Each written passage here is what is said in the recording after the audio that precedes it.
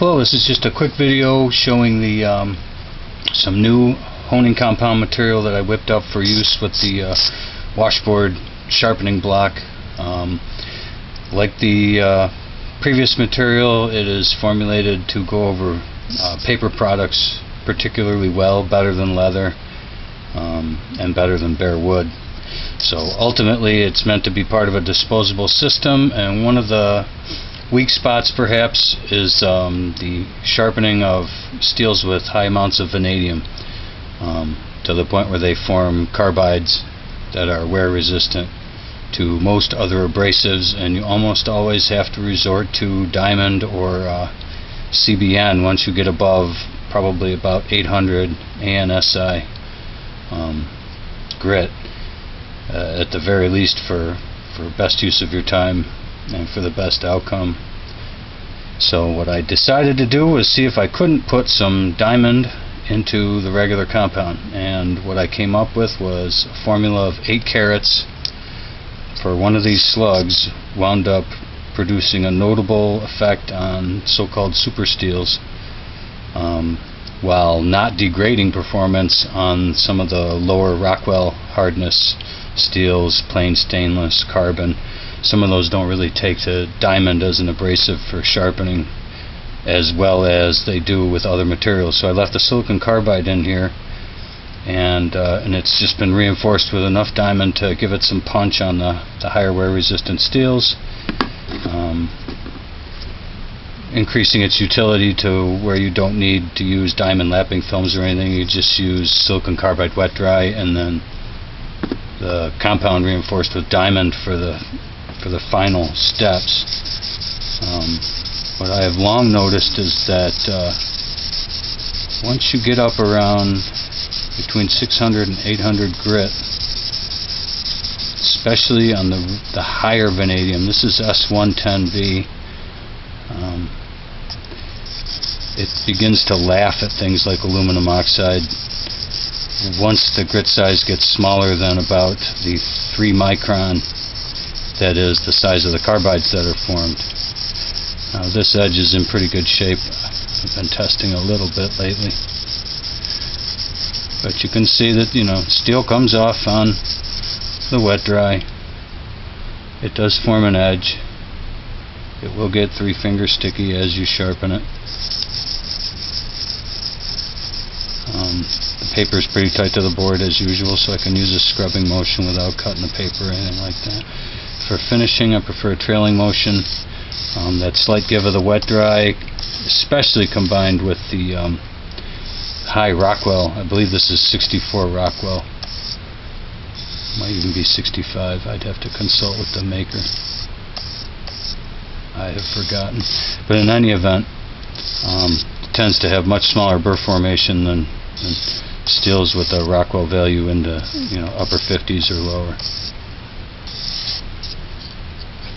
So now I've got 3-finger sticky. I can feel it's pretty good. I'm going to go right to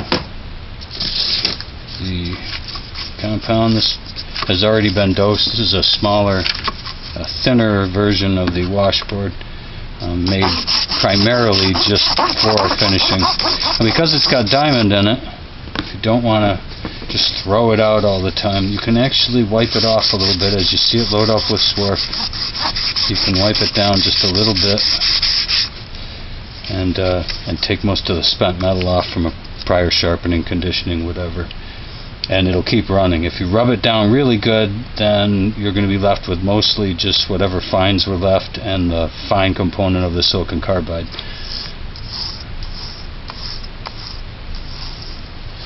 Normally when you strop these kinds of steels with vanadium content, anything in there, or even larger carbides, I'm not even a fan of stropping D2 a whole lot. They tend to lose some of that carbide punchiness along the edge. But for a quick touch-up, or if whatever your application is, you need an edge that is significantly more refined for the material you're cutting,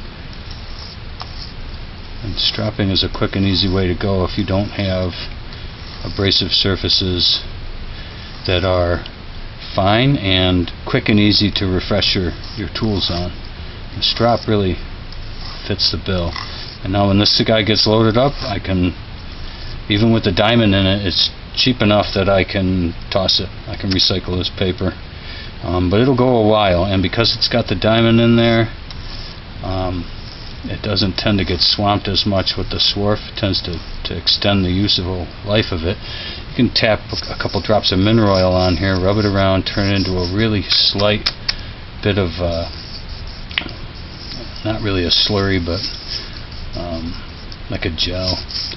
And it'll work a lot better on the steels on the lower end of the spectrum, you know, regular sport cutlery, things that are in the upper 50s Rockwell, without large carbides, you know, whether they be stainless or carbon. Nice things about the compound is that the edge maintains its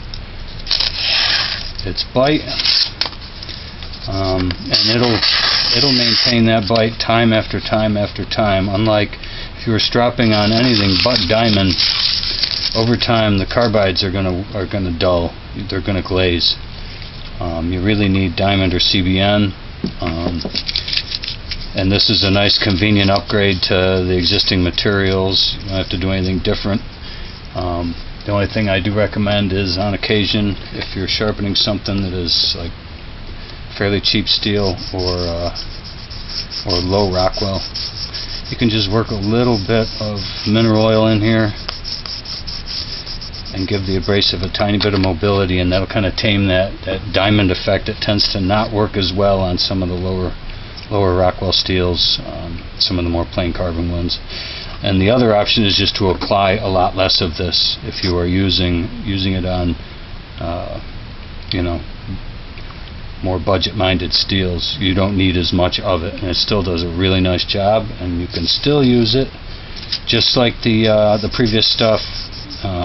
You can rub it down real good with a paper towel and then refine a second time if you need an edge that's a little more fine. All the smaller particles, even some of the ones from the diamond grading process, there are smaller particles, and they tend to get embedded into the paper a little better than the big ones, which will rub off.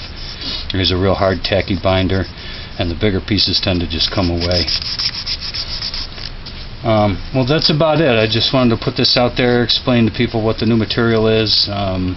It costs a few dollars more. I am only passing on the cost of the materials. I'm already mixing the stuff up. It doesn't make sense for me to mark up anything that goes into it any more than already is, given, you know, the state of the economy and everything else. So basically, it's loaded up. You get what you pay for. I give it along at cost, minus the initial markup for doing the legwork on the front end. And that's about it. And this is going to be standard issue for the washboards starting end of September, mid-October at the latest of 2016. Alright, thank you very much.